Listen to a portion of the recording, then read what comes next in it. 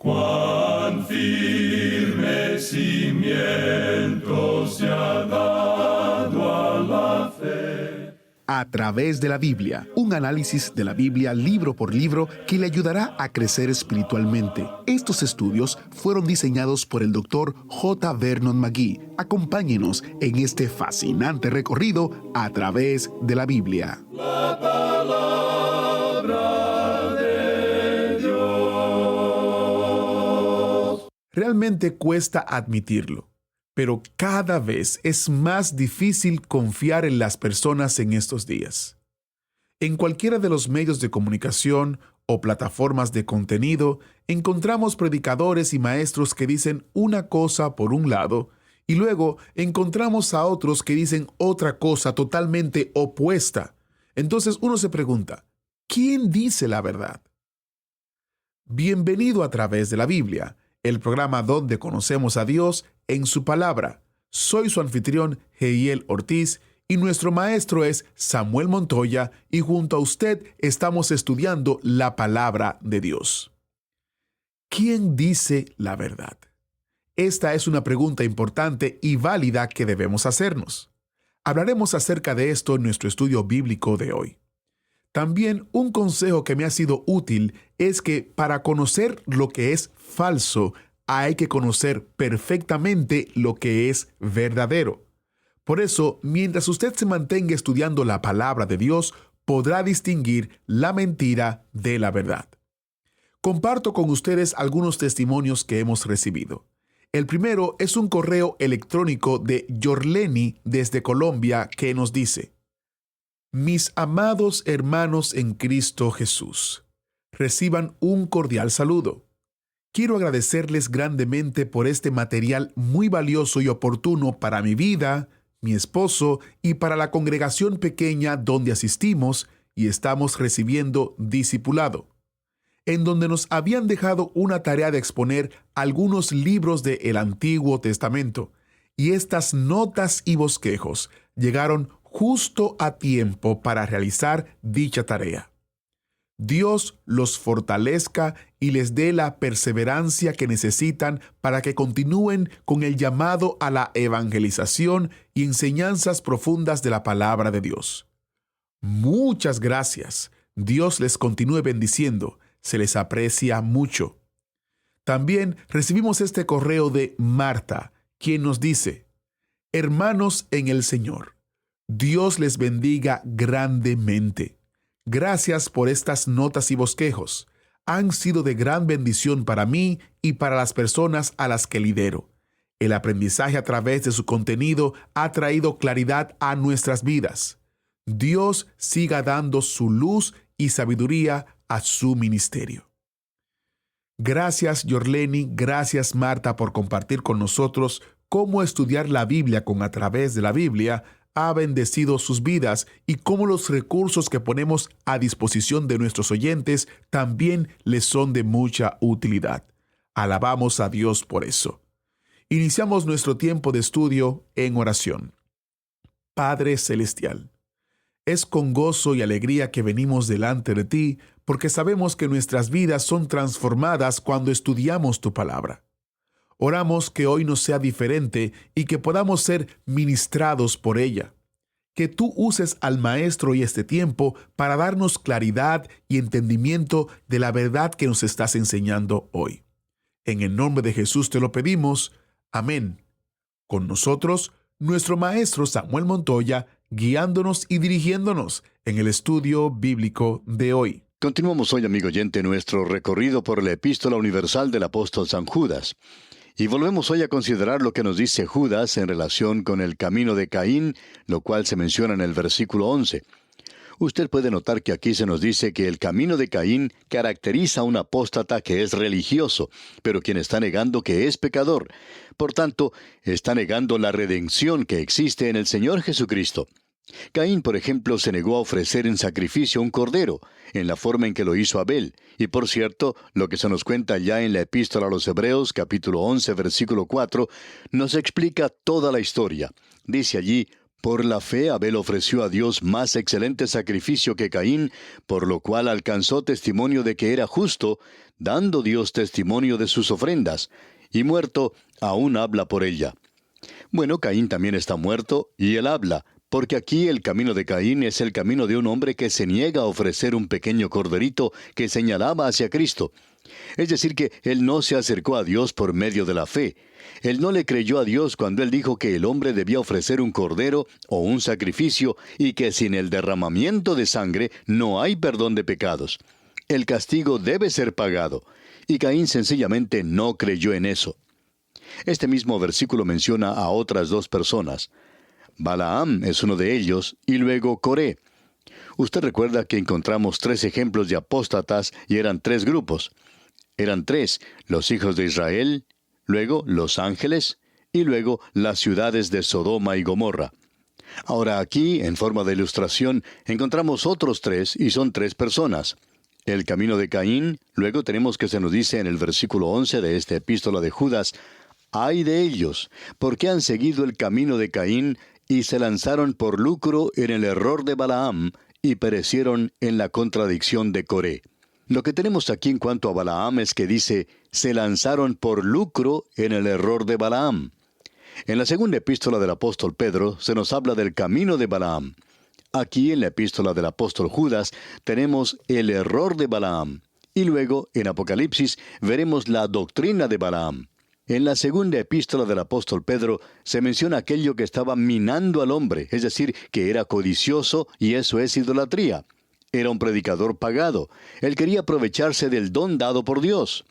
Este es el camino de Balaam, según se menciona en la segunda epístola del apóstol Pedro. Eso provocó su caída. Amigo oyente, un hombre puede buscar ser otra cosa y no buscar el dinero. Sin embargo, puede buscar popularidad, prominencia, buscar la fama, buscar el aplauso o una posición. Hay muchas cosas que le pueden colocar a él en el camino de Balaam. Ese es el camino de Balaam. En su caso, era el dinero, por supuesto. No creemos que existan muchos ministros que estén interesados en el dinero. Hemos conocido a unos pocos que sí están interesados en el dinero, pero este hombre que tenemos aquí nos dice que se lanzaba por lucro en el error de Balaam. Quizás nosotros no conocemos demasiados predicadores liberales, y esa es la razón por la cual pensamos que no hay muchos que sean así, pero esto, por supuesto, señala al apóstata. Y luego dice aquí en este mismo versículo 11, «y perecieron en la contradicción de Coré». Antes de entrar en esto, quisiéramos mencionar que ya que hablamos del camino de Balaam en la segunda epístola del apóstol Pedro, y del error de Balaam en esta epístola de Judas, y luego tenemos la doctrina de Balaam en Apocalipsis, lo cual estaremos considerando más adelante, debemos decir que encontramos la historia de Balaam en el libro de Números capítulo 25. Y lo que este hombre hizo, al no poder maldecir a Israel, fue decirle a Balac que enviando mujeres moabitas al campamento de Israel, eso provocaría fornicación e idolatría en los hogares a través de matrimonios mixtos. Usted puede estar seguro de una cosa, amigo oyente. Desde el libro de Génesis hasta el Apocalipsis, Dios advierte contra los matrimonios mixtos entre creyentes y no creyentes. Uno no puede permitir que eso suceda de ninguna manera. Es algo desafortunado que los jóvenes no reciban una debida advertencia de esto en el presente, porque esto ha causado mucha infelicidad. Recibimos cientos de cartas que testifican esto. Bien, el error de Balaam que se menciona aquí no era que él estaba buscando dinero, sino que su error era que él pensaba que Dios tenía que castigar a Israel por sus pecados. Él no reconoció que existe una moralidad que es superior a la moralidad natural. Él pensaba que un Dios justo tenía que maldecir a Israel. Y él ignoraba completamente la moralidad de la cruz. Y es en el Antiguo Testamento que Dios puede mantener y hacer respetar su autoridad y todo eso. Pero Él puede ser el justificador del creyente. Y esta nación, cuando ellos se volvían a Dios, Dios les perdonaba. Y eso es lo que hace difícil para algunas personas comprender cómo uno puede convertirse. Estamos seguros que cuando uno se convierte, los viejos amigos de uno no pueden comprender lo que ha sucedido. No entienden lo que ha pasado con la vida de uno y el cambio que se ha operado en uno, y no pueden comprender que una persona que antes se divertía juntamente con ellos, ahora quiera dedicar su vida completamente al ministerio del Señor. Y quizá tengan razones para pensar de esa manera, pero esta gente no puede comprender que Dios le ha perdonado a uno y que ahora uno tiene una nueva vida. Esta gente no puede decir eso, no pueden creerlo, porque no lo comprenden Y ese era el problema que tenía Balaam. Pasamos ahora a lo que dice aquí en cuanto a la contradicción de Coré.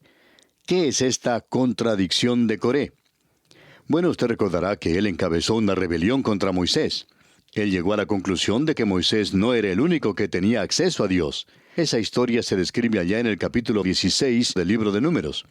Este hombre se había rebelado contra la autoridad constituida por Dios, que era representada por Moisés. Y él quería entremeterse en aquello que era sagrado. Y como Dios siempre le había hablado directamente a Moisés, él se preguntaba, bueno, ¿y quién se piensa Moisés que es? Bueno, Moisés no pensaba mucho de sí mismo, de que él pudiera tener habilidades especiales. En efecto, él quería descalificarse a sí mismo como líder para sacar al pueblo de Egipto. Pero Dios le había llamado. Y este hombre Coré se rebeló contra él, lo que indica que estaba contradiciendo la autoridad de Moisés. Se entrometió por cuenta propia en el cargo de los sacerdotes y murió. O sea que era un hombre rebelde, que se rebelaba contra Dios mismo. Y eso, amigo oyente, caracteriza al apóstata. Aquí tenemos entonces a tres personas y podemos notar aquello que el apóstata tiene y que tenían estos tres del Antiguo Testamento. Caín no creía que uno necesitara ir a Dios por medio de la fe y necesitara un sacrificio de sangre porque el hombre es un pecador. Él pensaba sencillamente que uno debía tener la religión y que eso era todo. Y el apóstata aprueba algo así también. El error de Balaam era que un Dios santo debe castigar el pecado. Y por tanto, Dios tenía que castigar a Israel y que los pecadores no podían ser perdonados. Y estos, es decir, los apóstatas, cometen la misma equivocación. Ellos dicen, ¿cómo puede el sacrificio de Cristo salvar a cualquier persona? El hombre tiene que hacerlo por sí mismo. Y luego se rebelan contra Dios de la misma manera en que se rebeló Coré. Ellos asumen una autoridad que no es de ellos. Se presentan en el púlpito y hablan de la política en lugar de predicar la palabra de Dios, en lugar de hablar lo que Dios dice. Ellos le cuentan a la gente lo que ellos dicen y lo que ellos piensan. Un hombre dijo hace algún tiempo, yo he abandonado a mi iglesia. Y el pastor que le escuchó le preguntó por qué había hecho eso. Y él dijo, estoy cansado de escuchar a un predicador que habla de economía política y que también trata de tomar la posición de ser una autoridad en el gobierno. Él piensa que tiene todo conocimiento y nunca utiliza la palabra de Dios. Él nunca dice lo que Dios dice, lo que Dios piensa. Y estoy cansado de escuchar a este hombre. Sin conocer personalmente a ese predicador, podemos decirle, amigo oyente, que pensamos que es un apóstata, ya que tiene la marca, la señal de un apóstata. Estos tres hombres ilustran esto para nosotros hoy. Ahora, comenzando con el versículo 12 y hasta el versículo 16 de esta epístola de San Judas, se nos da una definición, así como también una descripción de estos maestros apóstatas modernos, y usted no va a encontrar en ninguna otra parte un lenguaje que sea más gráfico, más dramático, más terrible que la descripción que se presenta aquí del apóstata en los días postreros. Este versículo 12 de la epístola de Judas dice, estos son manchas en vuestros ágapes, que comiendo impúdicamente con vosotros se apacientan a sí mismos, nubes sin agua, llevadas de acá para allá por los vientos, árboles otoñales sin fruto, 2 veces muertos y desarraigados. Aquí tenemos una de las mejores descripciones de esta gente que se puede encontrar en cualquier parte. Hay otra traducción de ese versículo que resalta algunas cosas que podemos aclarar en nuestro estudio.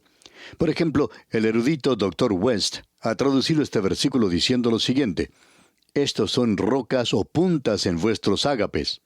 ¡Qué cuadro el que nos presenta esta expresión! Esta traducción dice que son rocas ocultas. Y este es un cuadro que nos describe aquellas rocas que pueden hacer zozobrar a una nave y provocan aquello que Pablo llama el naufragio de la fe. Hay muchos que han naufragado en la fe, dice Pablo. Evidentemente se estrellaron contra un apóstata, rocas ocultas que pueden hacer zozobrar a una nave. Es decir, que un apóstata es solamente esa pequeña parte de un témpano de hielo. Uno no lo ve en su totalidad, solamente un poquito aparece sobre la superficie, pero si uno choca contra eso, si un barco choca contra ese témpano, el barco se irá a pique, irá a parar al fondo del mar. ¿Y cuántas veces no ha ocurrido eso, especialmente entre los jóvenes, cuya fe no solo ha sido sacudida, sino en muchos casos ha sido arruinada completamente con esa clase de gente? No quisiera ocupar la posición de una persona así. Bueno, continúa luego hablando de vuestros ágapes, es decir, fiestas de amor. Esto era algo común en la iglesia primitiva. comida que tenía lugar antes de la cena del Señor. Todos se reunían y compartían una comida juntos. Y estos apóstatas se introducían allí y tenían un apetito tremendo. Podían comer más que ninguna otra persona y lo hacían sin temor alguno. Y aquí se nos dice que ellos iban a esas fiestas y que comían impúdicamente. O sea que se supone que los pastores son los que alimentan a la majada. Pero estos pastores se alimentaban a sí mismos. Creemos que el poeta Juan Milton describió correctamente esta situación cuando él se refería a la muerte de uno de sus amigos, un joven predicador que explicaba muy bien la palabra de Dios y se ahogó cruzando el canal de Irlanda. Y el poeta Milton se lamentaba por la muerte de este joven. Y él hablaba en cuanto a la situación en Inglaterra aún en sus días, y decía que había ovejas hambrientas que no tenían quien las alimentara. ¡Qué cuadro, amigo oyente, de un apóstata en la iglesia! Se alimenta a sí mismo, pero no está alimentando al rebaño, no les está dando la palabra de Dios. Luego dice, nubes sin agua. Es decir, que se visten de una manera especial, hablan de una manera exagerada, hablan como con autoridad, ya que en la universidad han tomado cursos especiales para hablar en público y por supuesto han estudiado homilética. Así es que saben cómo espiritualizar algún texto de las Escrituras y darle un significado completamente diferente de lo que Dios quería decir. Parecería que estuvieran llenos de la palabra de Dios, pero son secos y vacíos. Son nubes pasajeras nada más. Aquellos que tienen que trabajar en el campo en tiempo de verano, bajo un sol ardiente, saben apreciar lo que es ver acercarse por el cielo una nube, esperando que ésta traiga lluvia. Pero a veces es una nube pasajera que no trae nada, y qué desilusión. Estas son nubes sin agua. Y bien, estas son personas que no tienen el agua de la vida, no conocen nada en cuanto a la palabra de Dios. Y luego Judas los describe como árboles otoñales sin fruto. Usted recuerda que el Señor Jesucristo dijo que por sus frutos les conocerían. Bueno, estas personas ni siquiera tienen algún fruto. ¿Cómo los va a juzgar uno? Bueno, cuando ellos no tienen ningún fruto, ese es el peor tipo de fruto de todos. Aquí se nos dice en cuanto a ellos, 2 veces muertos y desarraigados. El predicador Dwight L. Moody expresó el siguiente pensamiento en una ocasión. Cuando un hombre nace una vez, tiene que morir 2 veces. Cuando un hombre nace 2 veces, tiene que morir solo una vez. Y quizá ni siquiera tenga que morir esa vez.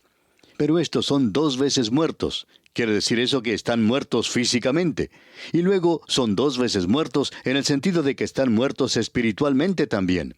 El cuerpo tiene que morir, de modo que ellos se encuentran en realidad muertos en delitos y pecados. Y aún así, ellos están tratando de guiar a los demás. ¡Qué cuadro el que tenemos aquí de un apóstata, amigo oyente! Pero Judas no ha concluido todavía en cuanto a esta gente, porque dice aquí en el versículo 13 de su epístola, fieras ondas del mar que espuman su propia vergüenza, estrellas errantes para las cuales está reservada eternamente la oscuridad de las tinieblas. Él había dicho en el versículo 12 que ellos eran como nubes, llevados por el viento. Es decir, que estos hombres hablan por lo general los domingos sobre temas de actualidad. Hablan de algo que han leído en el periódico o algo que han visto en la televisión. Ese es el tema de la predicación para el día del Señor. Ellos en realidad no hablan o dan una interpretación de la palabra de Dios que pueda aplicarse para este día en que vivimos, sino que están sencillamente dando algo, como esas nubes, y aquí se los describe como fieras ondas del mar. Lo único que hacen es vociferar y no tienen ninguna vergüenza en hacerlo. ¡Cuán trágico es esto, amigo oyente! Luego se los describe como estrellas errantes. Están vagando de un lugar a otro en el espacio. Eso significa que están perdidos, que no tienen ningún camino que seguir. Y nuevamente dice, para las cuales está reservada eternamente la oscuridad de las tinieblas. Nuevamente presentamos a usted, amigo oyente, el infierno. Un símbolo es el fuego, el otro es la oscuridad de las tinieblas. Es necesario que enfaticemos esto. A nosotros nos parece que esto es una de las cosas más aterradoras que pueda ocurrir. Si a usted le ha tocado visitar alguna cueva o alguna caverna en una montaña donde no haya ninguna luz, se puede dar cuenta de lo que es esta oscuridad de las tinieblas. A uno no le gustaría vivir así para siempre. ¡Cuán trágico sería eso, amigo oyente! Bien, vamos a detenernos aquí por hoy. Continuaremos con el versículo 14, Dios mediante, en nuestro próximo programa. Mientras tanto, le sugerimos leer esta breve epístola de San Judas desde el versículo 14 en adelante para estar mejor informado de lo que consideraremos en nuestro próximo estudio. Es nuestra oración que Dios bendiga su vida en gran manera. Debemos reflexionar sobre la eternidad. Muchos no piensan en eso, pero todos pasaremos a la eternidad. La pregunta es, ¿dónde? ¿En el cielo o en la condenación eterna? Muchas gracias al maestro Samuel Montoya por guiarnos y dirigirnos en el estudio bíblico de hoy. Si usted visita a través de la Biblia.org y desliza hacia abajo, encontrará un lugar que dice ¿Cómo puedo conocer a Dios? Allí usted puede hacer clic y puede encontrar un corto video y recursos que puede descargar que le ayudarán a responder la pregunta más importante: ¿cómo puedo conocer a Dios? Quizás esto no sea para usted, pero estos recursos pueden ser útiles para aquellos que usted conoce que aún no entregan su vida a Cristo.